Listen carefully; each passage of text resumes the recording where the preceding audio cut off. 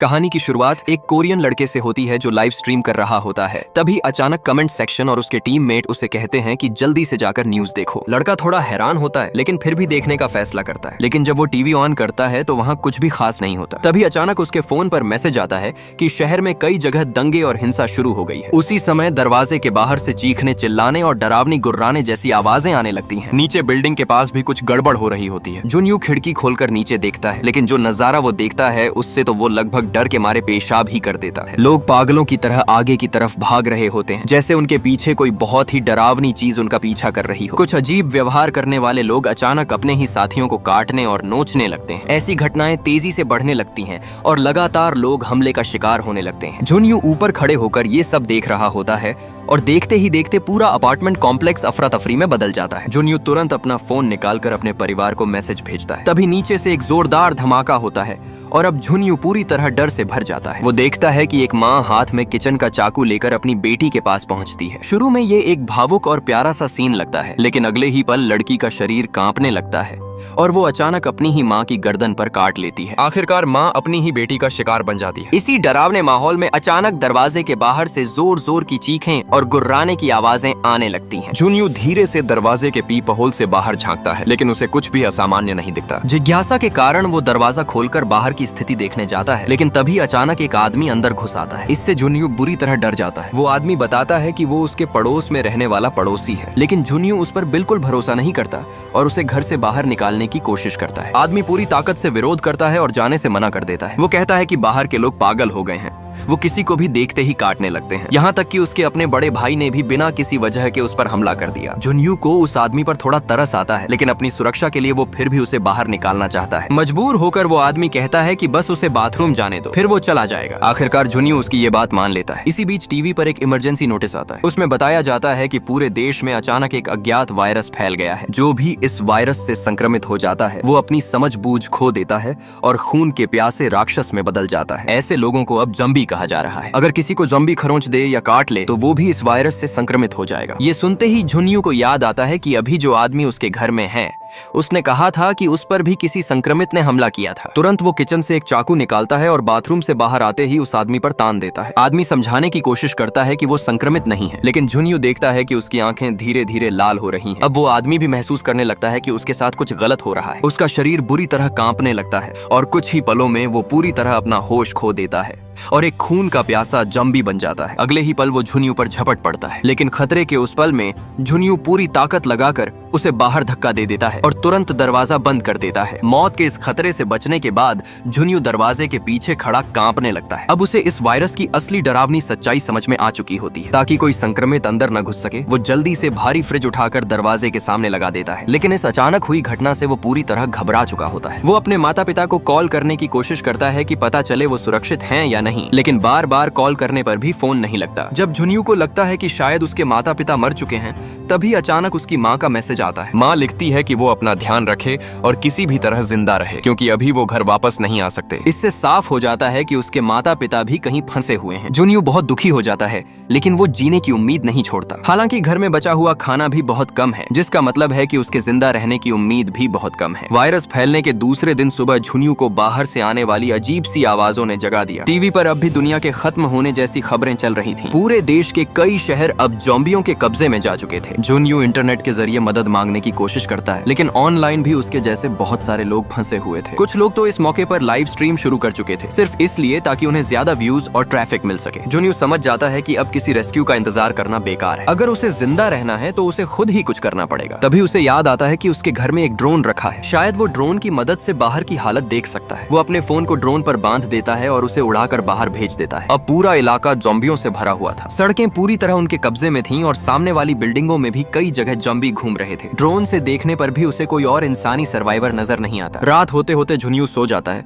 लेकिन अचानक बाहर की आवाजों से उसकी नींद खुल जाती है। वो सावधानी से खिड़की के पास जाकर नीचे देखने लगता है। तभी अचानक एक गोली उसके बिल्कुल पास से गुजरती है। डर के मारे वो तुरंत जमीन पर लेट जाता है। नीचे एक महिला पुलिस ऑफिसर अकेले ही ज़ॉम्बियों से घिर गई थी। उसके पास बंदूक तो थी और वो कुछ ज़ॉम्बियों को मार भी रही थी, लेकिन ज़ॉम्बियों से भरी सड़क पर गोली चलाने का मतलब था और भी ज्यादा ज़ॉम्बियों को अपनी तरफ खींच लेना। कुछ ही देर में उसकी बंदूक की गोलियां खत्म हो जाती हैं और जैसा अंदाजा था वही होता है। अगले ही पल एक ज़ॉम्बी उस पर झपट पड़ता है और उसे जमीन पर गिरा देता है। वो पूरी ताकत से भागने की कोशिश करती है, लेकिन अकेली और चारों तरफ से घिरी हुई होने के कारण वो बच नहीं पाती। थोड़ी ही देर में कई ज़ॉम्बी उस पर टूट पड़ते हैं और उसे जमीन पर दबाकर बेरहमी से नोचने लगते हैं। ऊपर खड़ा झुनियू ये सब देखता रहता है, लेकिन वो कुछ भी नहीं कर सकता। इसके बाद ज़ॉम्बी उस पुलिस वाली को घसीटते हुए अंडरग्राउंड पार्किंग की तरफ ले जाते हैं, जैसे उसे वहीं जाकर खा जाने वाले हो। ये देखकर झुनियू अब चुप नहीं बैठता। वो खिड़की खोलकर जोर जोर से चिल्लाने लगता है ताकि ज़ॉम्बियों का ध्यान अपनी तरफ खींच सके और उस महिला को भागने का मौका मिल सके, लेकिन तब तक बहुत देर हो चुकी होती है। ज़ॉम्बी उसे अंधेरे में घसीट कर ले जाते हैं। झुनियू के चिल्लाने की वजह से अब दरवाजे पर जोर जोर से टक्कर की आवाज आने लगती है। बाहर के ज़ॉम्बियों को उसकी मौजूदगी का पता चल चुका था। झुनियू तुरंत हथियार उठाता है और लड़ने के लिए तैयार हो जाता है, लेकिन जैसे ही वो ज़ॉम्बी का डरावना चेहरा देखता है उसके होश उड़ जाते हैं। वो तुरंत अपने शरीर से फ्रिज को धक्का देकर दरवाजे को रोकने की कोशिश करता है, लेकिन ज़ॉम्बी बहुत ताकतवर होता है और झुनियू ज्यादा देर तक उसे रोक नहीं पाता। जब उसे लगता है कि अब ज़ॉम्बी अंदर घुस ही जाएगा, तभी उसकी नजर खिड़की के पास लगी रेलिंग पर पड़ती है। वो तुरंत दौड़कर रेलिंग के बाहर लटक जाता है और मौका देखने लगता है। थोड़ी ही देर में ज़ॉम्बी कमरे के अंदर घुस आता है और झुनियू पर झपटता है, लेकिन आखिरी पल में झुनियू नीचे झुक जाता है और ज़ॉम्बी सीधे खिड़की से नीचे गिर जाता है। झुनियू तो किसी तरह बच जाता है, लेकिन जो पुलिस वाली पहले अंडरग्राउंड पार्किंग में घसीटी गई थी वो भी अब एक ज़ॉम्बी बन चुकी होती है। दूसरी तरफ उस ज़ॉम्बी के कमरे में घुसने से फ्रिज गिर जाता है और उसमें रखा सारा खाना जमीन पर बिखर जाता है। जो थोड़ा बहुत खाना बचा था वो भी अब खत्म हो जाता है। झुनियू को धीरे धीरे लगने लगता है कि अब उसके जिंदा रहने की कोई उम्मीद नहीं बची। ताकि बाहर के ज़ॉम्बी उसे न देख सकें, वो जल्दी जल्दी टेप और अखबार लगाकर खिड़की को ढक देता है। भूख से परेशान होकर वो अपने घर में रखी शराब पीकर पेट भरने की कोशिश करता है। इस समय सेना भी ज़ॉम्बियों से घिरी हुई थी और कोई रेस्क्यू ऑपरेशन शुरू नहीं कर पा रही थी। ज़ॉम्बियों की संख्या लगातार बढ़ती जा रही थी, इसलिए सरकार ने भी लोगों से कह दिया था कि जो भी बचे हुए लोग हैं उन्हें खुद ही अपने दम पर जिंदा रहना होगा। तभी टीवी पर अचानक एक विज्ञापन आता है। उस विज्ञापन में गर्मा गर्म नूडल्स दिखाए जाते हैं। इतने दिनों से भूखे झुनियू के मुंह में पानी आ जाता है और वो अनजाने में लार निकलने लगता है। आखिरकार भूख से तंग आकर वो अपना आखिरी बचा हुआ खाना खा लेता है। उस समय उसे बहुत अच्छा लगता है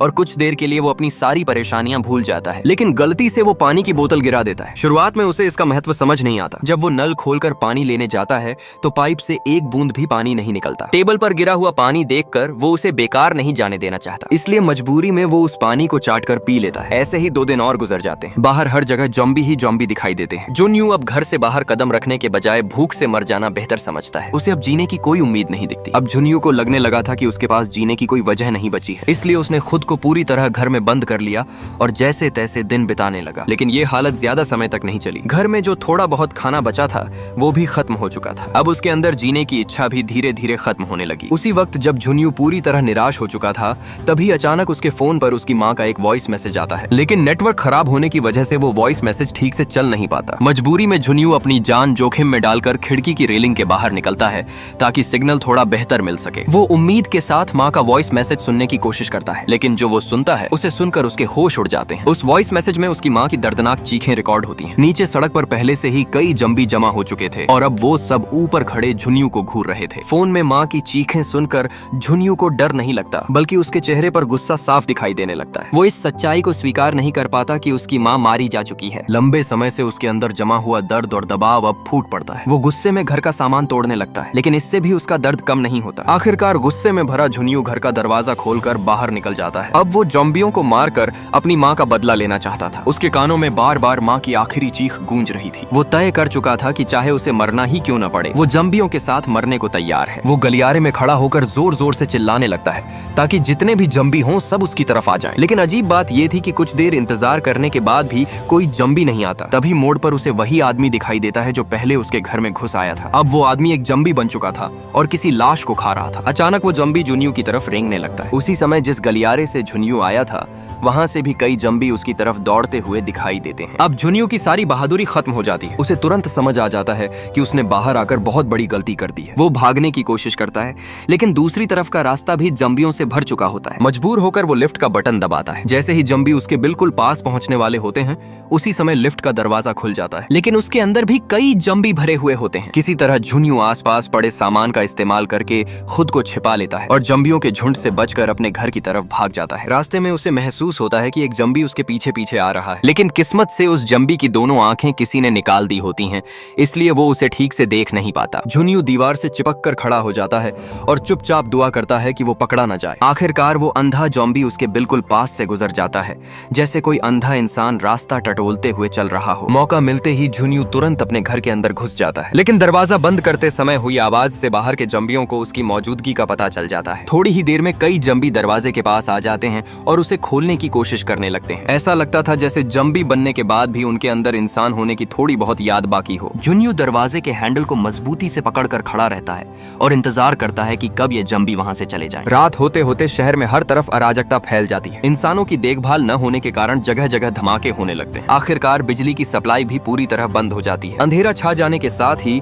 झुन्यू की बची खुची उम्मीद भी खत्म हो जाती है। अब उसे समझ आ जाता है कि शायद कोई भी मदद कभी नहीं आने वाली, इसलिए वो फैसला कर लेता है कि अब वो जिंदा रहने की कोशिश नहीं करेगा। उसे लगता है कि जंबियों के हाथों मारे जाने या भूख से तड़प तड़प कर मरने से बेहतर है कि वो खुद ही अपनी जान ले ले। वो एक बिजली की तार उठाता है और उसे अपने गले में लपेट लेता है, फिर नीचे रखा स्टूल अपने पैरों से लात मारकर गिरा देता है। कुछ ही पल में उसे घुटन महसूस होने लगती है। तभी अचानक बाहर से एक लाल रंग की लेजर लाइट उसकी आंखों पर पड़ती है। झुन्यू हैरान होकर सामने वाली बिल्डिंग की तरफ देखता है। वहाँ उसे एक और इंसान दिखाई देता है, एक लड़की। इतने दिनों बाद पहली बार उसे कोई सामान्य इंसान दिखाई देता है। उसी पल उसके मन में फिर से जीने की इच्छा जाग उठती है। वो तुरंत छटपटाने लगता है और किसी तरह उस तार को तोड़ देता है। इस तरह उसकी जान बच जाती है। सामने वाली बिल्डिंग में जो सर्वाइवर थी वो एक खूबसूरत लड़की थी। इतने लंबे समय से जंबी वायरस फैलने के बाद पहली बार झुन्यू को कोई सामान्य इंसान दिखा था। लंबे समय से अकेलेपन से जूझ रहा झुन्यू खुशी से पागल हो जाता है और हाथ हिलाकर लड़की को इशारा करता है। लड़की भी उसे हाथ हिलाकर जवाब देती है। फिर वो इशारों से बताती है कि कल सुबह ठीक 7 बजे दोनों फिर से संपर्क करेंगे। लड़की का मिलना झुन्यू के लिए उम्मीद की एक नई किरण बन जाता है। पता चलता है कि उस लड़की की हालत भी लगभग झुन्यू जैसी ही थी। वायरस फैलने के बाद वो भी अपने घर में अकेले ही जिंदा रहने की कोशिश कर रही थी। हालांकि सर्वाइवल के मामले में वो काफी समझदार थी, लेकिन आखिर वो भी एक लड़की ही थी, इसलिए हर पल उसे डर लगा रहता था कि कहीं बाहर के जंबी दरवाजा तोड़कर अंदर न घुस आएं। अगली सुबह झुन्यू अचानक एक बुरे सपने से जाग जाता है। जब वो फोन उठाकर समय देखता है तो घबरा जाता है। सुबह के 7 नहीं बल्कि 11 बज चुके थे। वो तुरंत खिड़की खोलकर सामने देखने लगता है, लेकिन उसे लड़की कहीं दिखाई नहीं देती। निराश होकर वो रेलिंग पर झुक जाता है। दरअसल लड़की दूरबीन से बाहर का माहौल देख रही होती है। जब उसे यकीन हो जाता है कि आसपास कोई खतरा नहीं है, तब वो अपनी खिड़की खोलती है। तभी झुन्यू उसे देख लेता है। झुन्यू अपने फोन पर अपना नाम लिखकर उसे दिखाता है। लड़की भी एक टैबलेट पर अपना नाम लिखकर दिखाती है। उसका नाम यूबिन था। झुन्यू किसी बेवकूफ की तरह बार बार उसका नाम दोहराने लगता है और ये सब यूबिन सामने से देख रही होती है। उसी समय अचानक यूबिन के घर के दरवाजे की तरफ से आवाज आती है। दरअसल एक जंबी उसके घर में घुसने की कोशिश करता है, लेकिन उसने पहले से लगाए हुए जाल में वो फंस जाता है। डर के बावजूद यूबिन हिम्मत जुटाकर उस जंबी को मार देती है। रात को अचानक तेज बारिश शुरू हो जाती है। झुन्यू तुरंत बर्तन और बाल्टियां निकालकर बारिश का पानी इकट्ठा करने लगता है। इससे उनकी पानी की समस्या कुछ हद तक हल हो जाती है। एक और दिन बीत जाता है, लेकिन अगले दिन भूख की वजह से झुन्यू की हालत खराब होने लगती है। सिर्फ पानी पीकर अब उसका पेट नहीं भर रहा था। यूबिन दूर से उसकी हालत समझ जाती है। झुन्यू शर्म की वजह से उससे खाना नहीं मांगता और दिखाने की कोशिश करता है कि वो ठीक है, लेकिन यूबिन समझ जाती है कि वो भूखा है। वो एक रस्सी में बेसबॉल बांधकर झुन्यू के घर की तरफ फेंकने की कोशिश करती है ताकि वो अपने खाने का कुछ हिस्सा उसके साथ बांट सके, लेकिन दोनों बिल्डिंगों के बीच की दूरी काफी ज्यादा थी। बेसबॉल आधे रास्ते में ही जमीन पर गिर जाता है। ये सीन दोनों के लिए थोड़ा अजीब और शर्मिंदगी वाला हो जाता है, लेकिन तभी झुन्यू को अपना ड्रोन याद आता है। वो आसानी से ड्रोन उड़ाकर यूबिन के घर तक पहुंचा देता है। यूबिन ये देखकर काफी प्रभावित होती है। हालांकि जब झुन्यू ड्रोन वापस लाता है तो उसे पता चलता है कि उसकी बैटरी लगभग खत्म हो चुकी है। इसके बाद दोनों रस्सी को अच्छी तरह बांध देते हैं। यूबिन उसी रस्सी के सहारे खाने का पैकेट झुन्यू तक भेज देती है। इतने दिनों से भूखा झुन्यू जब बैग में खाना देखता है तो खुशी से झूम उठता है। वो खिड़की से ही यूबिन को धन्यवाद कहता है, लेकिन अगले ही पल उसके चेहरे की मुस्कान गायब हो जाती है। वो तुरंत यूबिन को नीचे देखने का इशारा करता है। यूबिन नीचे देखती है तो उसे पता चलता है कि उन्होंने जो रस्सी नीचे गिराई थी उसे वापस खींचना भूल गए थे। अब उस रस्सी को एक जंबी, जो पहले एक फायर फाइटर था, पकड़ चुका था। वो जंबी रस्सी को पकड़कर ऊपर चढ़ने लगा था और अब उसकी नजर सीधे खिड़की पर खड़ी यूबिन पर पड़ चुकी थी। अब नीचे खड़ा वह जंबी, जो पहले एक फायर फाइटर था, रस्सी को कसकर पकड़ चुका था और धीरे धीरे ऊपर चढ़ने लगा। उसकी नजर सीधे खिड़की पर खड़ी यूबिन पर थी। अगर वह ऊपर तक पहुंच जाता तो यूबिन के लिए बचना लगभग नामुमकिन हो जाता। झुन्यू समझ गया कि उसे तुरंत कुछ करना होगा। उसने जल्दी से आसपास देखा और उसे फर्श पर पड़ा एक खाली शराब का बोतल दिख गया। उसी वक्त जंबी तेजी से ऊपर चढ़ता जा रहा था। झुन्यू ने तुरंत बोतल नीचे फेंक दी ताकि आवाज से जंबी का ध्यान उसकी तरफ आ जाए और वह ऊपर चढ़ना छोड़ दे। लेकिन जॉम्बी को ऊपर खड़ी यूबिन ज्यादा आसान शिकार लग रही थी, इसलिए उसने जुनयू की चाल पर ध्यान ही नहीं दिया और चढ़ता रहा। यह देखकर जुनयू ने तुरंत अपने ड्रोन वाले चश्मे पहन लिए और ड्रोन को कंट्रोल करके जम्बी की तरफ उड़ा दिया। ड्रोन जम्बी के आसपास जोर जोर से भनभनाने लगा। इस आवाज से जम्बी का ध्यान कुछ पल के लिए बंट गया और वह चढ़ना रोककर ड्रोन की तरफ देखने लगा। लेकिन कुछ ही सेकंड में जम्बी ने हाथ मारकर ड्रोन को गिरा दिया। ड्रोन नीचे गिरकर टूट गया और जम्बी ने जैसे ताने मारने वाली नजर से ऊपर जुनयू की तरफ देखा। जुनयू बहुत परेशान हो गया, लेकिन वह कुछ कर भी नहीं सकता था। तभी जैसे ही जम्बी यूबिन की मंजिल के पास पहुंचा, उसी समय यूबिन अचानक बाहर आई और अपने हाथ में पकड़ी कुल्हाड़ी से जम्बी का हाथ जोर से काट दिया। हाथ कटते ही जम्बी संतुलन खो बैठा और सीधा नीचे गिर गया। कुछ ही सेकंड में वह जमीन पर गिरकर खत्म हो गया। यूबिन ने अपनी शर्ट उठाकर पेट पर लगी चोट को देखा। इस जॉम्बी भरी दुनिया में उसे अपने दर्द और डर सब कुछ अकेले ही सहना पड़ रहा था। हालांकि अब जुनयू और यूबिन एक दूसरे की मदद कर रहे थे, लेकिन उनके पास जो खाना बचा था वह बहुत कम था। अगर उन्हें जिंदा रहना था तो किसी न किसी दिन उन्हें बाहर जाकर खाना ढूंढने का खतरा उठाना ही पड़ता। जुनयू अभी भी उस दिन को याद कर रहा था जब वह पहली बार बाहर निकला था और उसने देखा था कि बाहर कितने खतरनाक हालात हैं। इसलिए बाहर जाने का विचार ही उसे अंदर तक डरा देता था। लेकिन अगर वे ऐसे ही घर में बंद रहे तो भूख से मरना तय था। अब दोनों को समझ आ रहा था कि इस जम्बी से भरी दुनिया में जिंदा रहने के लिए उन्हें एक दूसरे पर भरोसा करना होगा और सही मौका मिलने पर बड़ा जोखिम उठाना पड़ेगा। जुनयू को याद आया कि उसके पड़ोसी की लाश कॉरिडोर के मोड़ पर पड़ी थी। वह हिम्मत जुटाकर वहां गया और थोड़ी ही देर में उसे वहां दो लाशें दिखाई दी। घिन और डर को दबाते हुए उसने उन लाशों की जेब टटोली और आखिरकार उसे चाबी मिल गई। उसी समय एक जम्बी दरवाजे के सामने से लड़खड़ाता हुआ गुजर रहा था। जब वह जम्बी दूर चला गया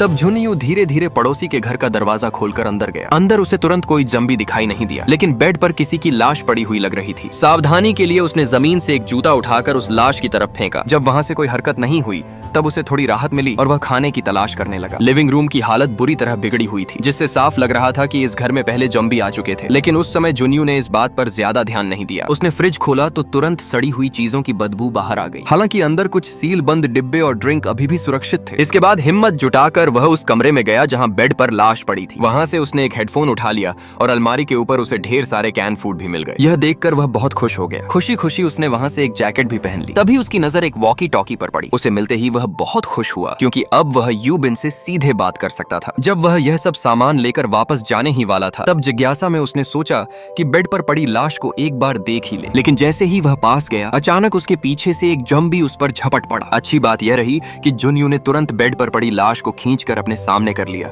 जिससे ज़ॉम्बी के दांत उसी लाश में धंस गए। उसी मौके का फायदा उठाकर वह तेजी से उठकर बाहर की तरफ भागा। ज़ॉम्बी उसके पीछे पीछे दौड़ पड़ा। भागते हुए जुनयू ने दरवाजे के फ्रेम से एक लकड़ी का टुकड़ा तोड़कर रास्ता रोक दिया और किसी तरह ज़ॉम्बी से पीछा छुड़ा लिया। बाहर निकलने के बाद उसे कोई ज़ॉम्बी नहीं मिला, इसलिए वह बिना रुके जल्दी से अपने घर वापस आ गया। घर पहुंचकर उसने कैन में बची हुई चॉकलेट को मजे से चाट चाट कर खाया। खाने के बाद उसने बाकी खाना और वॉकी टॉकी बैग में रखा ताकि बाद में यूबिन को दे सके। अगले दिन सुबह वह वॉकी टॉकी से आती आवाज से जागा। दूसरी तरफ से यूबिन की मीठी आवाज आ रही थी। जुनयू बहुत खुश हो गया। दोनों लंबे समय तक बात करते रहे और ज़ॉम्बी आपदा से पहले की जिंदगी के बारे में बातें करने लगे। जो दो लोग पहले कभी एक दूसरे को जानते भी नहीं थे, अब उनकी जिंदगी एक दूसरे से जुड़ने लगी थी। वे खाना खाते समय भी बात करते और सोते समय भी वॉकी टॉकी बंद नहीं करते थे, जैसे बहुत समय बाद बिछड़े दो लोग फिर से मिल गए हों। लेकिन उसी दिन अचानक ज़ॉम्बियों का झुंड बेकाबू हो गया और वे बड़ी संख्या में इमारत के अंदर घुसकर ऊपर की मंजिलों की तरफ भागने लगे। ऐसा लग रहा था जैसे किसी चीज ने उन्हें उकसा दिया हो। जुनयू और यूबिन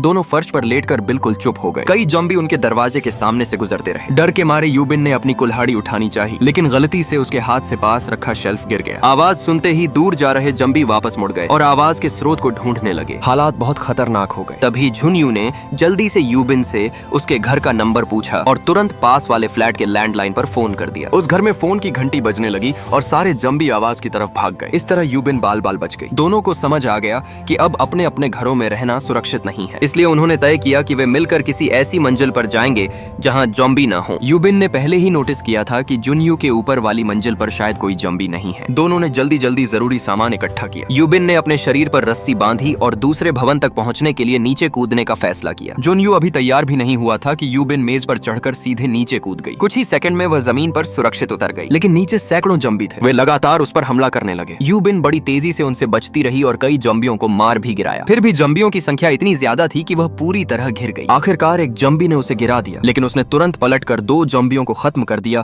और जमीन से एक पिस्तौल उठा ली। तभी अचानक एक और ज़ॉम्बी ने पीछे से हमला किया। ठीक उसी समय जुनयू भी वहां पहुंच गया और डंडे से ज़ॉम्बी का सिर फोड़ दिया। दोनों ने मिलकर लड़ते हुए ज़ॉम्बियों जंबियों के बीच से रास्ता बनाया और तेजी से अपार्टमेंट की ओर भागे। उन्होंने शीशे का दरवाजा बंद कर दिया, लेकिन जंबी उसे तोड़ने लगे। उसी वक्त लिफ्ट का दरवाजा खुला और वे अंदर घुसकर दरवाजा बंद करने में कामयाब हो गए। ऊपर पहुंचने पर उन्हें कोई जंबी नहीं दिखा, लेकिन सभी फ्लैट के दरवाजे बंद थे। तभी कॉरिडोर में जंबी की आवाज आई और थोड़ी ही देर में कई जंबी उनकी तरफ आने लगे। वे पूरी तरह घिर चुके थे। तभी अचानक एक फ्लैट का दरवाजा खुला और अंदर से एक नकाबपोश आदमी ने उन्हें अंदर खींच लिया। अंदर जाकर उन्होंने देखा कि वह एक अधेड़ उम्र का आदमी था। शुरुआत में यूबिन उस पर भरोसा नहीं कर रही थी, लेकिन जब उसने खुद पानी पीकर दिखाया और खाना दिया, तब दोनों ने खाना शुरू किया। उस आदमी ने बताया कि उसने काफी खाना जमा कर रखा है और जल्द ही सरकार की तरफ से रेस्क्यू आएगा। यह सुनकर दोनों बहुत भावुक हो गए। तभी यूबिन की नजर घर में पड़े बेबी के सामान पर गई। उसने पूछा कि क्या उसके घर में बच्चा है। तभी अचानक झुन्यू बेहोश होकर मेज पर गिर पड़ा और यूबिन भी चक्कर खाकर गिर गई। असल में उस आदमी ने खाने में दवा मिला दी थी। जब वे होश में आए